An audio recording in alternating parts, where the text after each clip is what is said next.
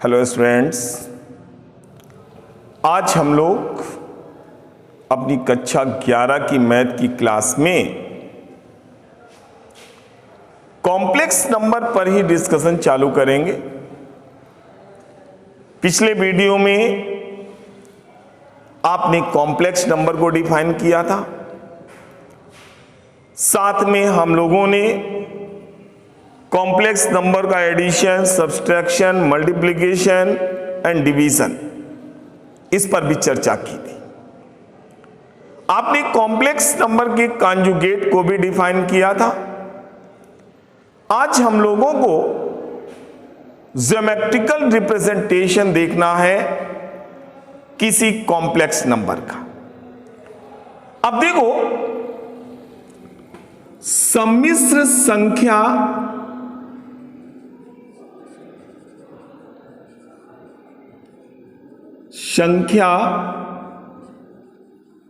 का ज्यामितीय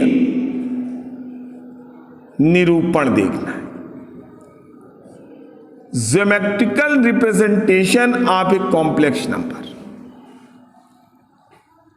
तो आप लोग ज्योमेट्रिकल रिप्रेजेंटेशन में देखिएगा कैसे रिप्रेजेंट करते। तो जैसे वास्तविक संख्याओं का कोई भी आपको ऑर्डर पेयर दे दिया जाए और उसे आप निर्देशांक अक्षों के बीच यानी कार्तीय तल में रिप्रेजेंट करते थे, तो दो चीजों की रिक्वायरमेंट होती थी। एक होता था भुज और दूसरी होती थी कोटि। यानी यदि हमारे पास वास्तविक संख्याओं का कोई क्रमित युग्म x1, y1 दिया हुआ है और इसे हमें कार्तीय तल में रिप्रेजेंट करना है, तो हम लोग यहां पर देखते हैं कि इस ऑर्डर पेयर का जो पहला अवयव है इसे आप भुज कह देते हो और जो दूसरा अवयव है उसे आप कोटि कहते हो। तो वैसे ही जैसे हम लोग वास्तविक संख्याओं के किसी युग्म को कार्तीय तल में प्रदर्शित करते हैं, वहां पर आपने एक को x अक्ष कहा था, क्षैतिज को, और ऊर्ध्वाधर को आपने y अक्ष कहा था। वैसे ही हम लोग किसी सम्मिश्र संख्या को जिस तल में निरूपित करेंगे उसे सम्मिश्र प्लेन कहते हैं, सम्मिश्र तल कहते हैं, कॉम्प्लेक्स प्लेन। अब देखिए कॉम्प्लेक्स प्लेन क्या होता है। तो यहां पर भी हम लोग दो अक्ष होंगी, वहां पर x अक्ष y अक्ष होता था, तो यहां पर हम लोग वास्तविक अक्ष और काल्पनिक अक्ष कहते हैं। ये हमारे पास वास्तविक अक्ष होगी,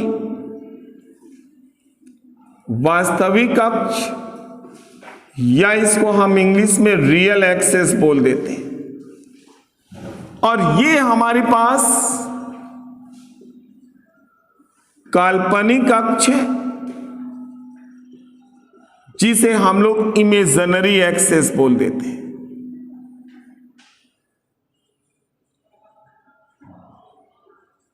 एक्सेस, तो यहां पर रियल एक्सेस, यहां पर इमेजिनरी एक्सेस।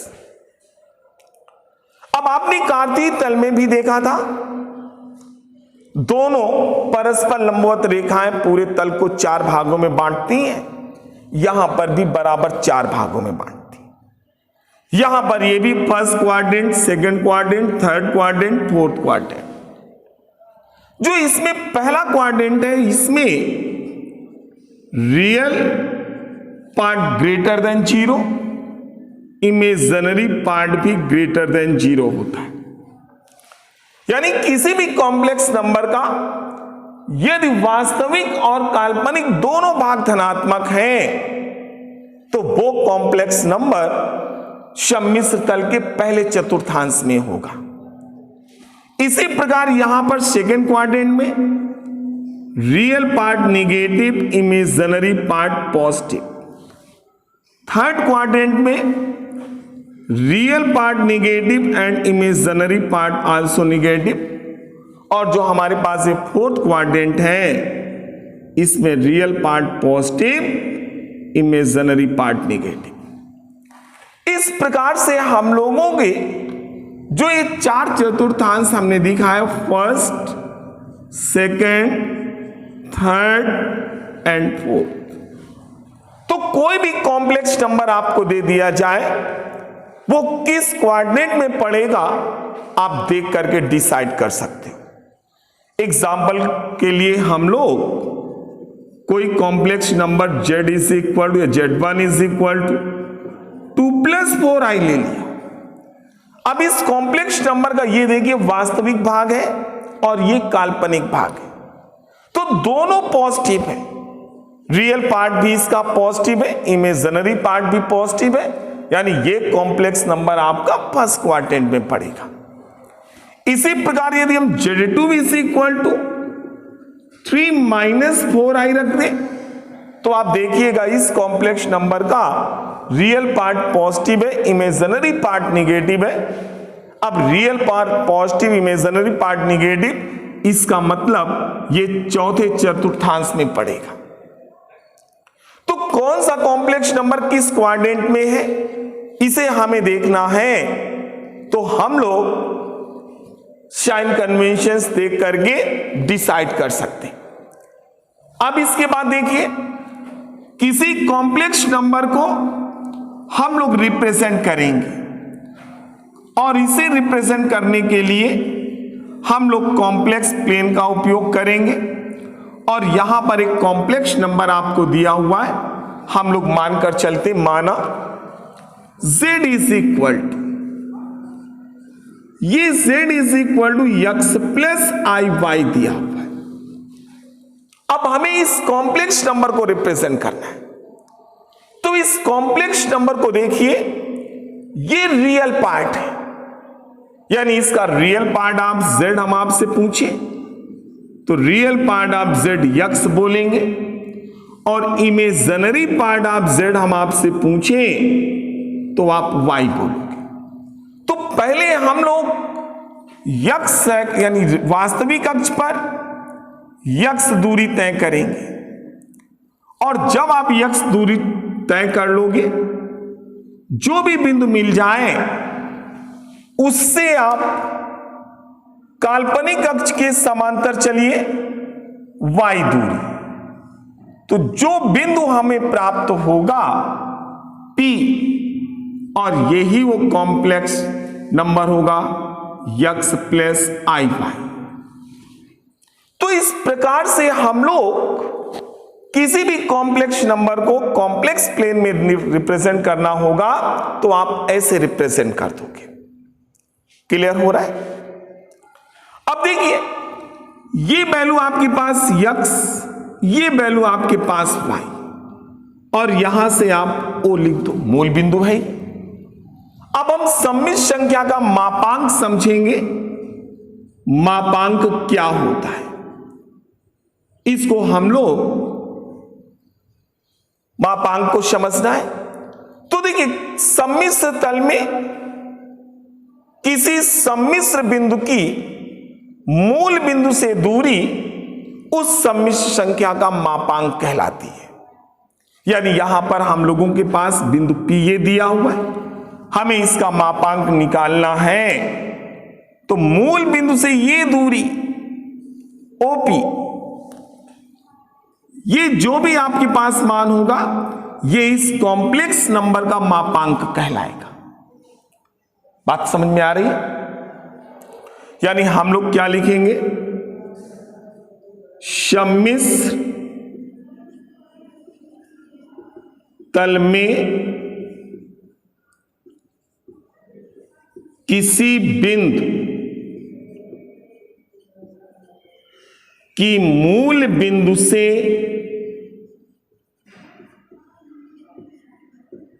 दूरी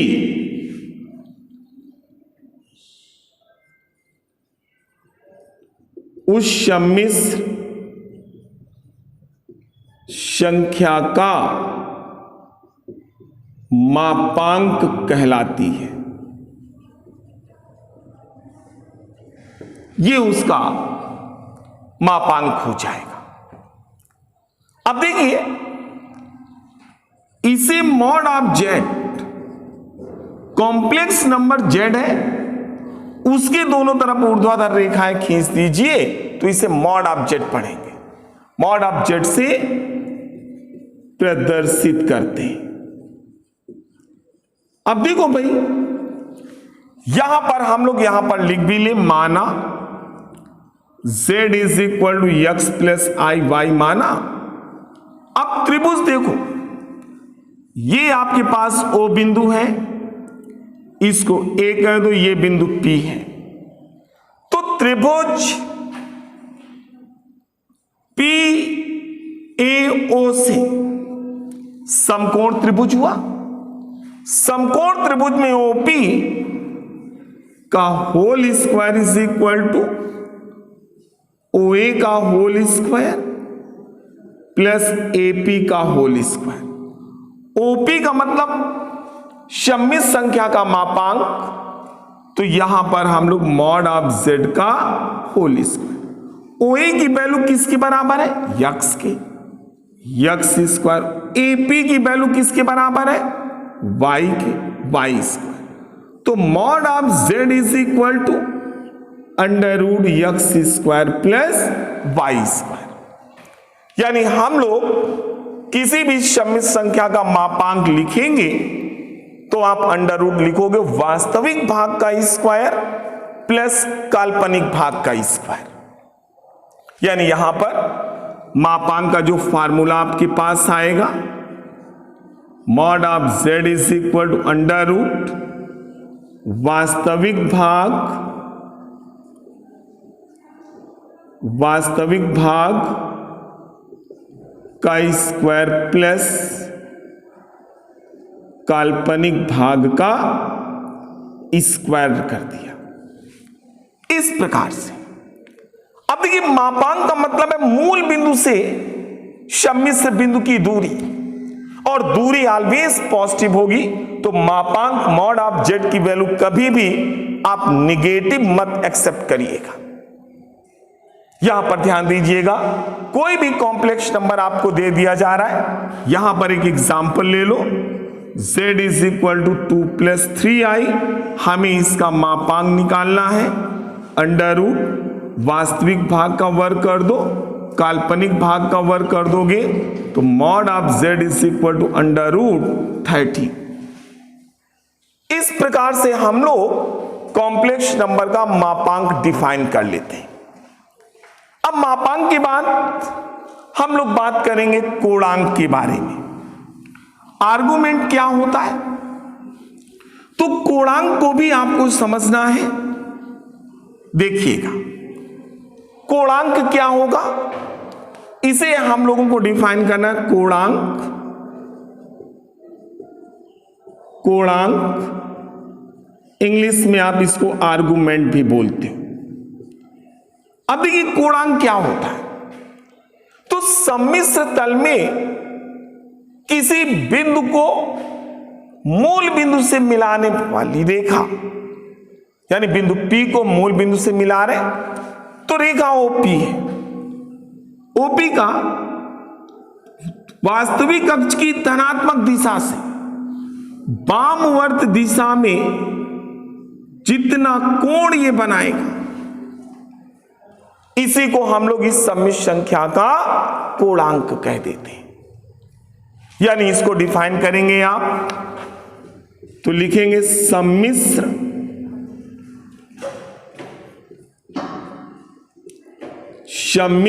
तल में किसी बिंदु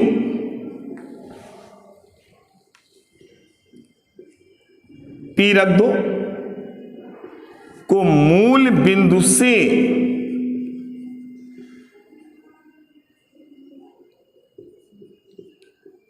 मिलाने वाली रेखा का वास्तविक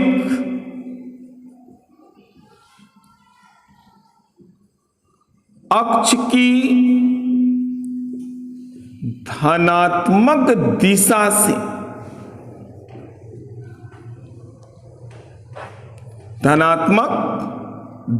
से वामवर्त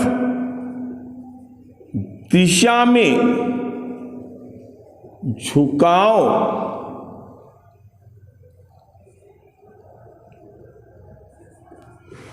सम्मिश्र संख्या का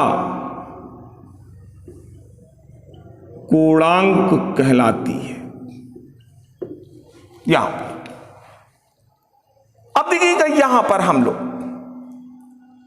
अब इसमें यदि आप लिखते हो माना z is equal to x plus i y, अब ये आपने कॉम्प्लेक्स नंबर रखा और इसमें ये वास्तविक भाग, ये काल्पनिक भाग, रेखा ओपी का वास्तविक अक्ष की धनात्मक दिशा से एंटी क्लॉकवाइज दिशा में झुकाव जो आपको थीटा मिला, इसी को तो आर्गुमेंट बोलते हैं। अब यदि यहां से आप देखोगे तो त्रिभुज POA से यहां पर tan theta is equal to formula लगाएंगे आप, आधार बटे लंब, वो लंब बटे आधार, तो थीटा इज इक्वल टू मिलता है tan inverse y upon x। अब देखिए यहां पर जो हम फार्मूला इस्तेमाल करते हैं, ये सारे कॉम्प्लेक्स नंबर के लिए नहीं है, क्योंकि यदि x और y निगेटिव हैं तो आप यहां पर थीटा निकालोगे तो आपको एक्यूट एंगल मिल जाता है, और आप एक्यूट एंगल एक्सेप्ट कर लेते तो वो रॉन्ग हो जाता है। तो इस फार्मूले का उपयोग करते समय आपको सावधानी बरतनी होगी कि इस फार्मूले का हम कम इस्तेमाल करेंगे। तो जब कभी भी किसी भी कॉम्प्लेक्स नंबर का आर्गुमेंट निकालना हो तो सबसे पहला काम आप उस कॉम्प्लेक्स नंबर को कॉम्प्लेक्स प्लेन में जरूर रिप्रेजेंट कर दीजिए। कॉम्प्लेक्स प्लेन में आप रिप्रेजेंट कर दोगे, जैसे यहीं पर एक एग्जांपल हम लोग लेकर चले, माना z is equal to -1 minus i, और इसका आर्गुमेंट आप निकालते हो। तो आर्गुमेंट निकालने के लिए यदि आप tan थीटा का उपयोग करोगे, काल्पनिक भाग -1 बटे वास्तविक भाग, तो ये वैल्यू 1 बन जाएगा। थीटा इज इक्वल टू जहां आपने π/4 रखा वहीं पर रॉन्ग आंसर हो गया, क्योंकि यहां पर देखिए जो कॉम्प्लेक्स नंबर है -1 माइनस आई, ये थर्ड क्वाड्रेंट में पड़ेगा। यहां पर -1 माइनस आई, इसको मूल बिंदु से मिलाओगे तो ये ओपी रेखा है। इसका यदि वास्तविक अक्ष की धनात्मक दिशा से वामवर्त दिशा में कोण निकालोगे तो ये, और ये एंगल देखिएगा एक्यूट नहीं है आपका, इसलिए इस फार्मूले का उपयोग करते समय आपको बहुत सावधानी बरतनी है। हम पहले कॉम्प्लेक्स नंबर को रिप्रेजेंट कर लेंगे, फिर हम उस कॉम्प्लेक्स नंबर का आर्गुमेंट फाइंड करेंगे। प्रश्नावली में जब हमारे पास सवाल आएंगे, उन्हें डिस्कस करते समय जो आपको ध्यान देना होगा उसे हम लोग डिस्कस करेंगे। तो आज के वीडियो में हम लोगों ने कॉम्प्लेक्स नंबर का ज्योमेट्रिकल रिप्रेजेंटेशन समझा है, इसे आप प्रिपेयर करिएगा। नेक्स्ट वीडियो में हम लोग एक्सरसाइज पर चर्चा करेंगे। Okay, thank you.